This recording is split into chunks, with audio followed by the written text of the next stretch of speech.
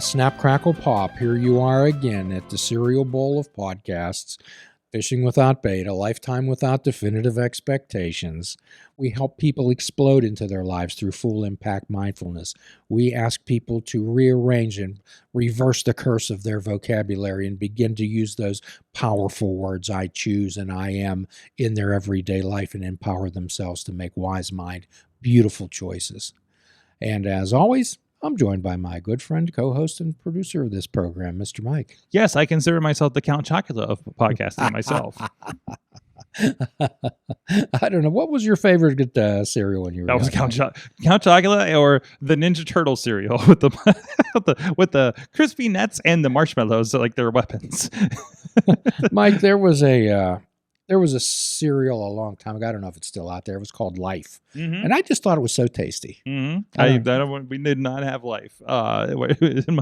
We did not get Life cereal. No. I'm not too sure. Was that the Mikey Likes It one? I'm not sure. Yeah, maybe it is. I think it is. Yes. Yeah. I'm not sure what chemicals they put in. I heard that a bit, but yeah, it was quite tasty. It was quite tasty. Yes. Okay, so what we were discussing, maybe to date ourselves for people listening to this in the future, recently there's been a natural disaster on the Gulf Coast of mainly Florida. Yes, the Hurricane Ian, I believe it is.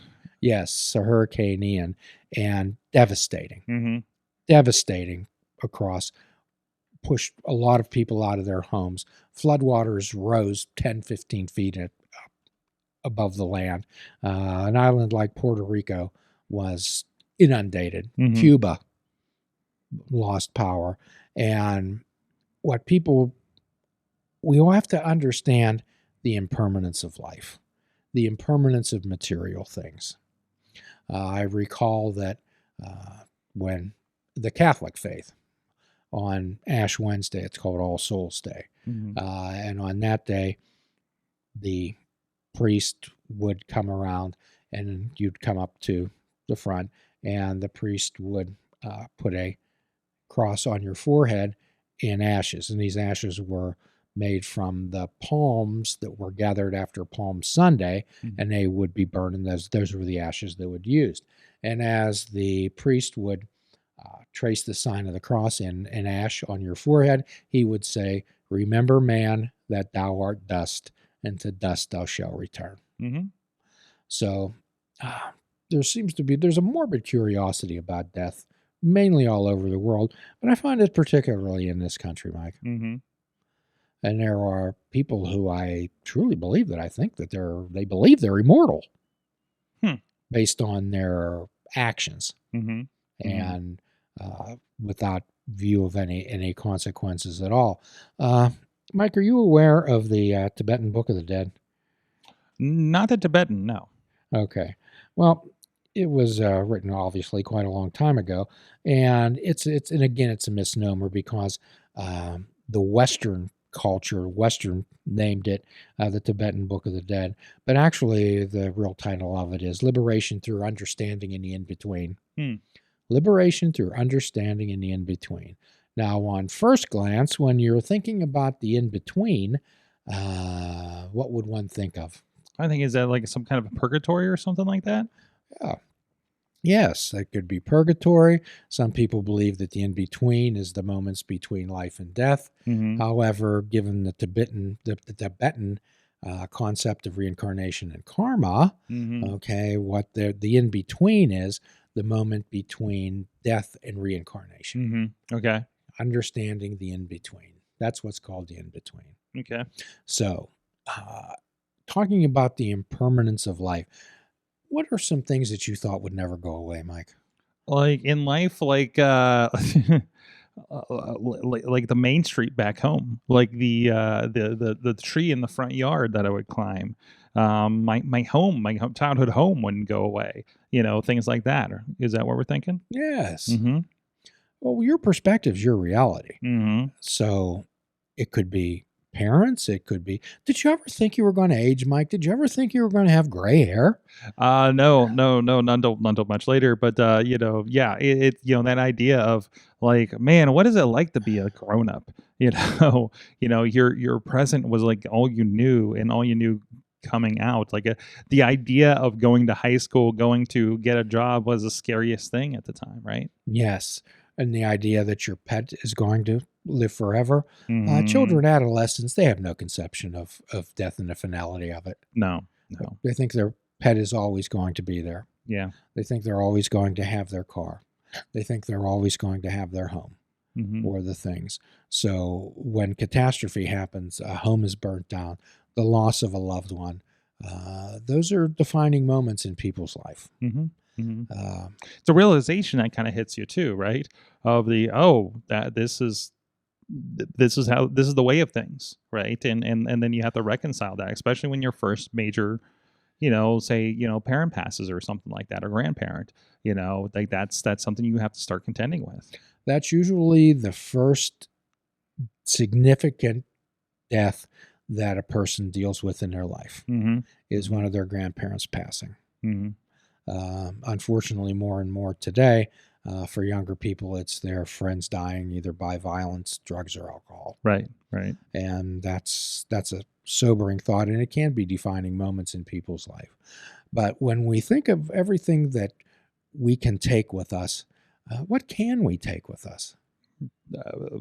Not much of anything, right? Yes. So, we could talk about the soul and the karma and everything like that, but not much that we make of our lives or collect or anything. It's going to go along with.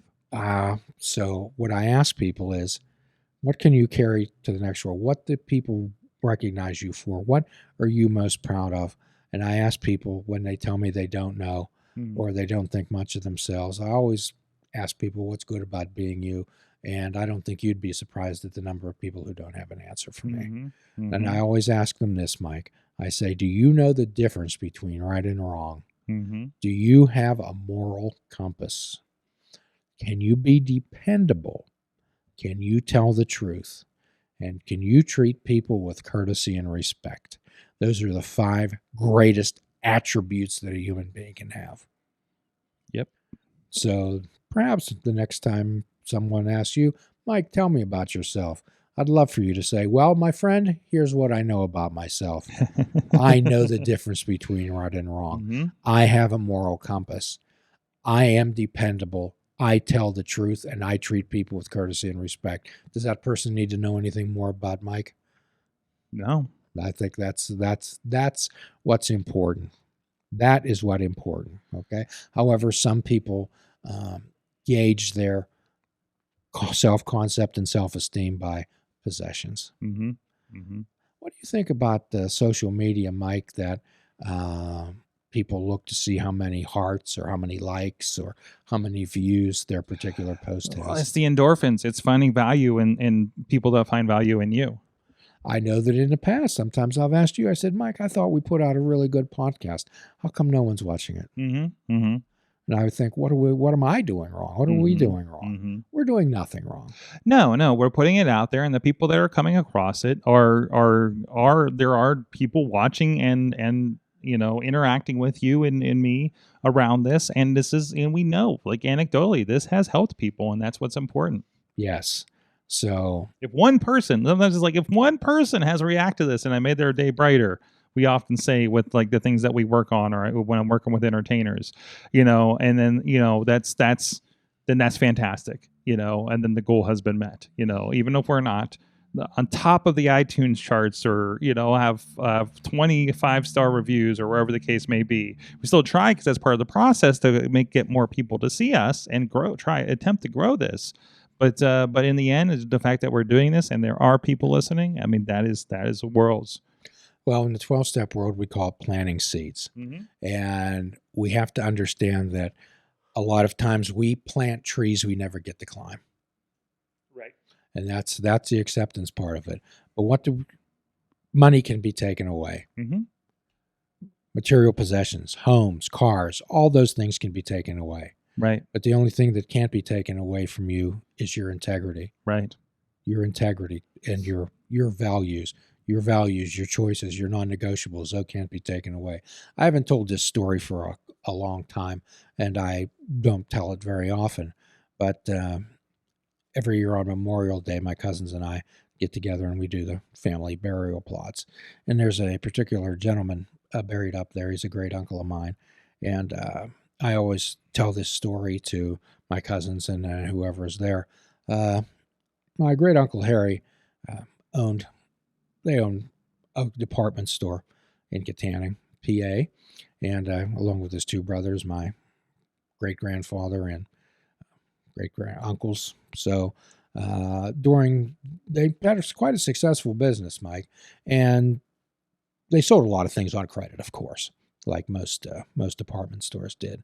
Well, during the Depression, people obviously the economy collapsed. People were no longer be able to pay their bills, and my father was there, and he said that one day a family came in and they brought back furniture, and they said to my uncle, they said, we can no longer afford to pay this. We kept this in good condition.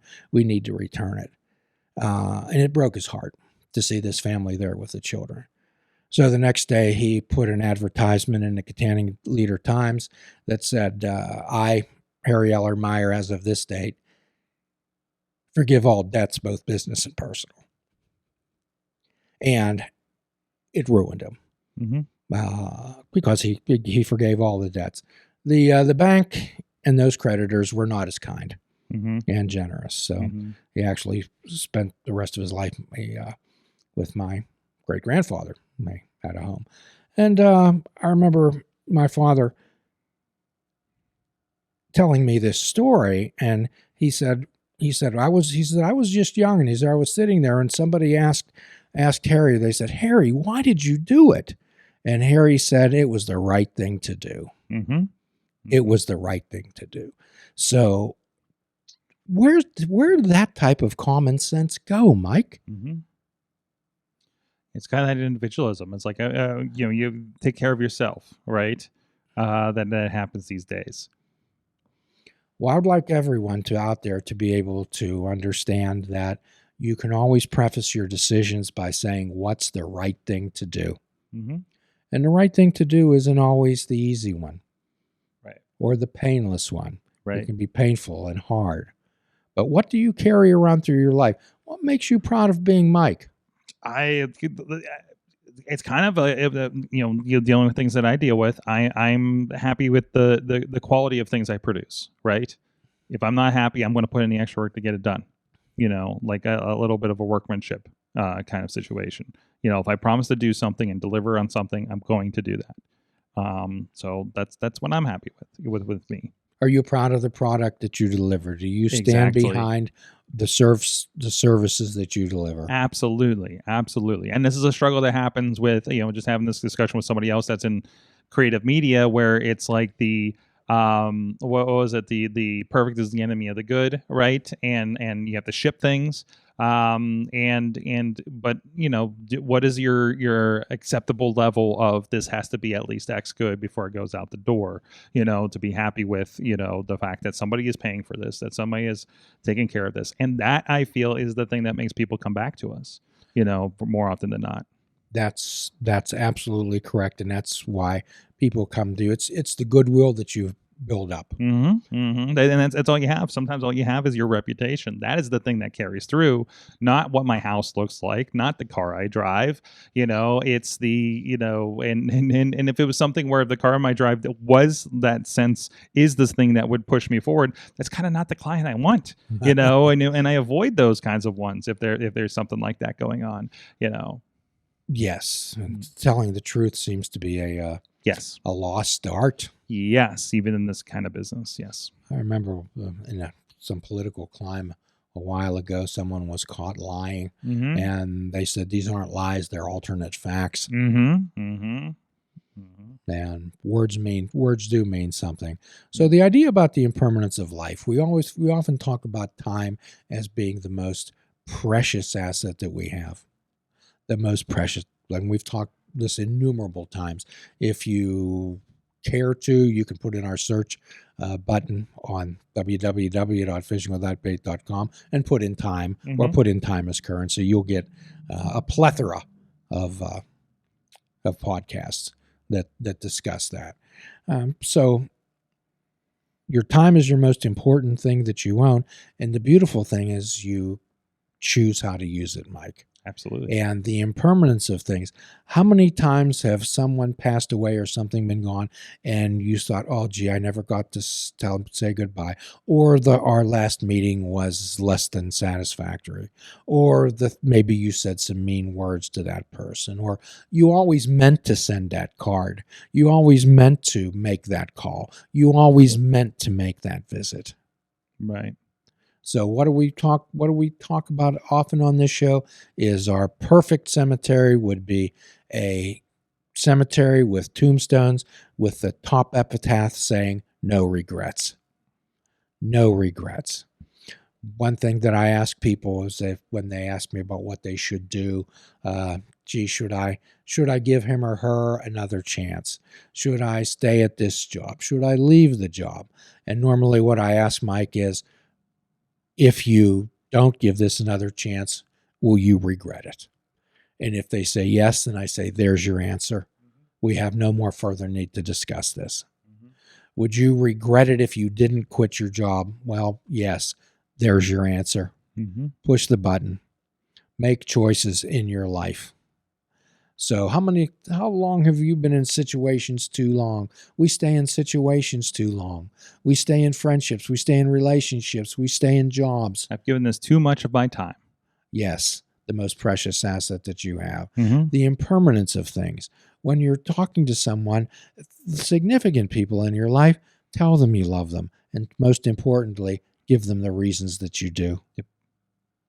If you're proud of someone, tell them you're proud. We've often talked about what we go through with life, and if you'd like to include this search key, my memories.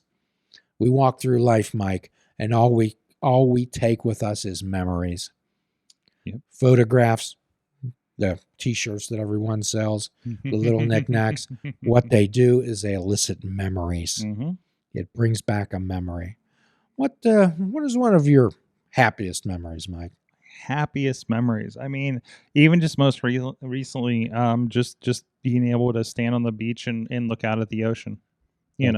Especially I was able to bring Katie along, and she's been doing some travel, and of course, lockdown with COVID and dealing with her medical issues she's been dealing with, and I remember one of the really cool things was taking her out to the Pacific Ocean, which I don't think she had seen before this year. And just she's looking and just kind of she turned and she says, how did we get here? Kind of thing. Like, it's such a weird thing, because it is like we're there for work. How do we get to the point that we get to travel and do that and see the things that we do, because of the work we do. Right. That's those are the kind of moments that kind of I hold special these days. Well, Mike, a number of years ago, President Kennedy had co-written a book, ghostwritten, whatever. It was called Profiles in Courage. Mm-hmm. And you were just speaking about a very special young lady that you were with out there on that beach, our friend Katie. Mm-hmm. Mm-hmm. And Profiles in Courage? Mm-hmm. Absolutely. So for those of you who are interested in the recovery stories that we have, I would suggest that you put Katie in the search key, and you'll come up with a marvelous story. Absolutely. And one is still unfolding. She just recently did a 40-mile hike on Mount Zion in Utah. And, was another thing that she could conquer. And again, in that kind of effort to take back, her identity that the breast cancer had kind of taken from her. So we don't want to take away her voice on our podcast, Mike. Mm-mm. What we'd like to do is I'd love for you all out there to hear that story yourself in her own words. That's right. It's inspiring. Right. Absolutely. Yes, indeed. So we've talked a lot about, but what I'd like to leave this podcast with is the impermanence and the fragility of life and possessions. Mm-hmm. What are you carrying with you? If you were at home and disaster struck and you had to leave your house immediately, what would you take, Mike? You've asked me this before, and I can't remember what I responded before. Oh, that'd be changing. But it was, I mean, I guess it would be, make sure my laptop or something is, because that's my only, like, other than the loved ones and the pets, obviously. So, well, that's not obviously. You have to name them first.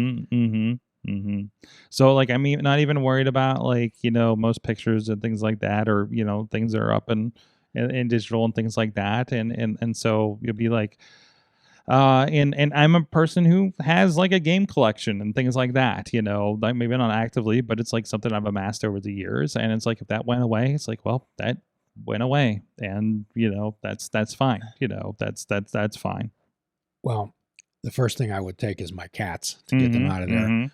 I could not let a living being die in a fire. Absolutely. And over some immaterial object. So the whole idea is that if we can't imagine it, then we can't prevent it. Okay. So I know people don't like to talk about dying. People don't like to talk about losing homes, or however, if we can't imagine that, then we can't prepare for it. Nope. And oftentimes I'll sit there, whether it be, from time to time, I think I've talked about on the show before, the every day's a vacation, because I like, my occupation kind of the lyric. And I say, hey, if all this ended tomorrow, whether that be, for whatever reason, I get maimed and can't do most of this tomorrow, or it's the last day, I find myself reserved. I'm like, I'm good. It was a good run. I did a lot of the things I wanted to do, and continuing to, and there's a lot of things I'd still love to do, but I'm happy with the layout of my life and the people that I've met and interacted with and had experiences with, and the things I've got to see and do. I got to see, like, Jim, I've gotten to see a lot of this country and a lot more of the world than I expected to. That's for sure. You talk about not imagining things. I didn't imagine leaving my town for the longest time growing up, right? What is that like? Oh, the city is so scary, Pittsburgh, right? And now I'm just like, well, let's just take a drive through New York City, and there's that time we went to Thailand, and that's it. And some people are, and that's not the same for everybody. Some people are perfectly content being wherever they're at, right?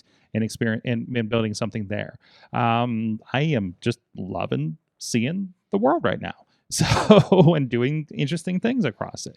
Well, for those of you who would care to participate vicariously through Mike, you can follow him on Instagram. Yes, hopefully it's an inspiration to get some other people out there. This is my 10-year overnight success, right? To get to this point, and that is one of the beautiful things is, and bringing my wife, bringing Katie, bringing other friends along, and say, this is what I've been doing. I now get to share this with you. Well, one of the most baffling statements that I hear from people, Mike, is, I'll know when the time's right. It's not the right time. And on this show, we often say, what time is it? It's always right now. Yes. So the admonition for this program is, live your life with no regrets. Spend your time like currency. Every single human being is out there is important. So at the end of every podcast, we offer a free prescription. We've sent out thousands of these.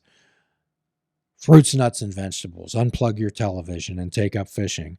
And for a truly mindful experience, we suggest that you fish without bait. Invite joy into your life and make beautiful choices by forgiving yourself and forgiving another, doing kindnesses for yourself and doing kindness for another. Till all are free, none are free. If all of us are not God's children, none of us are. Until we meet again, my friends, namaste. Please check out our website at fishingwithoutbait.com, where you can listen to the show, comment on our discussions, and find out where you can subscribe to our podcast. If you're interested in flying the colors of Fishing Without Bait, click the shop icon on our website. We have clothing, mugs, cell phone cases, and so much more. Show the world that you fish without bait.